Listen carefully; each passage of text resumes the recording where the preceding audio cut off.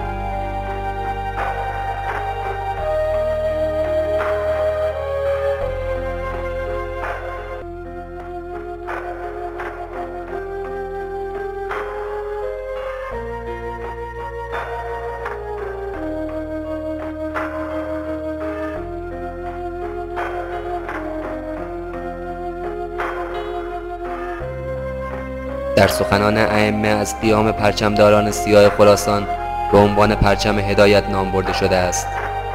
این پرچم در نهایت به دست توانای امام مهدی علیه السلام رسانده می شود. طبق نظر بزرگان و با توجه به روایات دیگر، این حکومت در ایران ایجاد شده و تمام امکانات خود را در اختیار امام علیه السلام قرار می دهد. ایجاد چنین حکومتی با روایاتی که آغاز حکومت ایشان را از ایران می خوانند و همچنین دستیابی ایرانیان در آخر زمان به بالاترین درجات علم و تقوا حتی تا ستاره ثریا یعنی بالاترین مرتبه از دانش را تأیید می کند.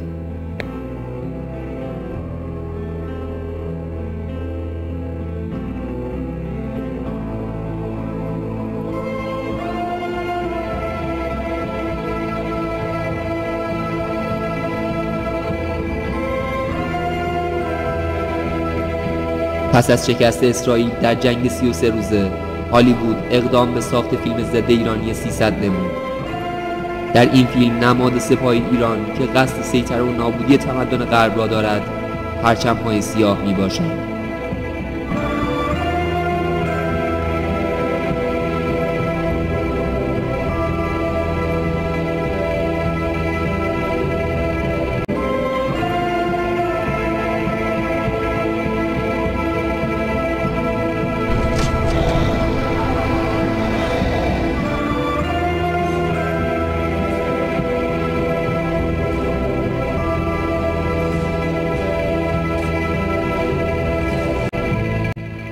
سیستم شیطانی و استعماری که در طول تاریخ فعال بوده است و با نفوذ در هر دین و جریان پاکی که هدفی جز نجات و سعادت بشر نداشته، آن را منحرف ساخته است، بار دیگر دست به کار شد. آنها به شبیه سازی از حکومتی پرداختند که طبق پیشگویی ها زمینه را برای ظهور آخرین منجی فراهم می کنند. سوال اینجاست: مگر آن حکومت وعده داده شده ایجاد شده است؟ نظر شما چیست؟ داده ها را کنار هم بگذارید. پرچمداران سیاه از ایران قیام می کنند. آیا انقلاب اسلامی ایران می تواند همان قیام پرچمداران سیاه باشد؟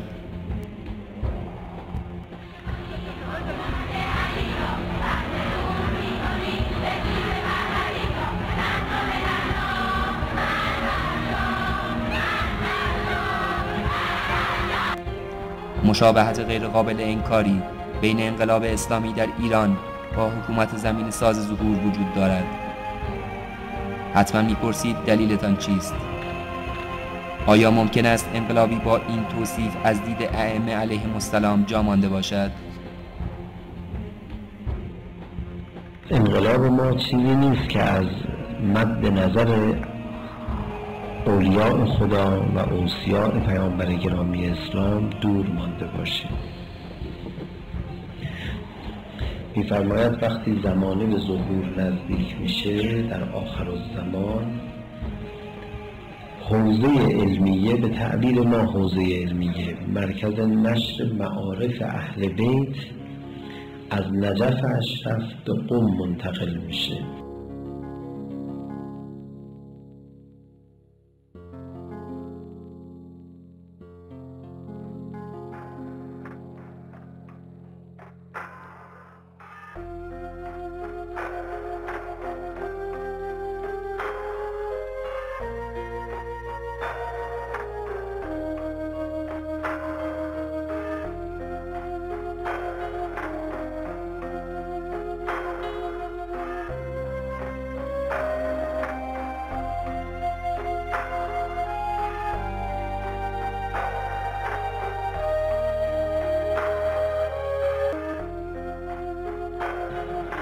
در روایت دیگری آمده است که مردی از قم قیام می‌کند که نام او روح الله است. به طور مشخص نام حضرت امام رو میبرند و مشخصات انقلاب رو از خرداد 42 تا پیروزی انقلاب رو بیان می‌فرمایند.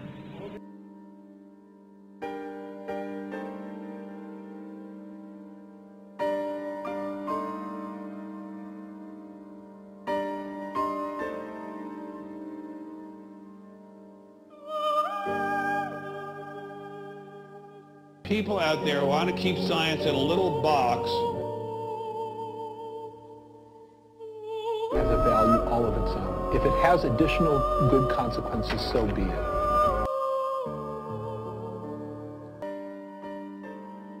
So maybe we should send him to the eye specialist to have his eyes examined.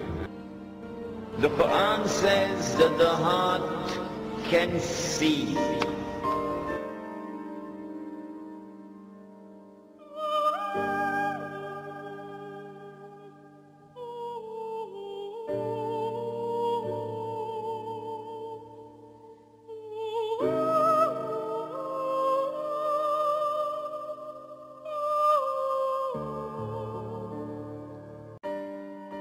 هیچگاه موسی نتوانست کابالا را از ذهن یهود بذاره.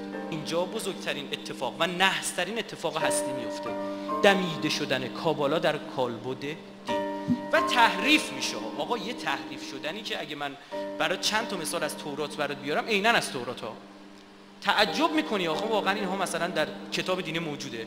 اینها آروم آروم آروم هر دینی که به وجود آمد، یهود اون دین رو هم تحریف کرد، یعنی بیخیال اون نشد. یه دینی به وجود اومد تحت عنوان مسیحیت، یه شخصی باز دوباره نفوذی میفرستن و مسیحیت رو چه کار میکنه؟ منحرف میکنه. عزیزم شخص کیه؟ شاول، یهودیه، اسمشو عوض میکنه میذاره پولس. اسلام نه، دست نخور. کی گفته؟ کعب الاحبار، ابو هریره مسلمان بودن. یارو 6 ماه بیشتر با پیغمبر زندگی نکرده، خب 50,000 تا حدیث از پیغمبر نقل کرده.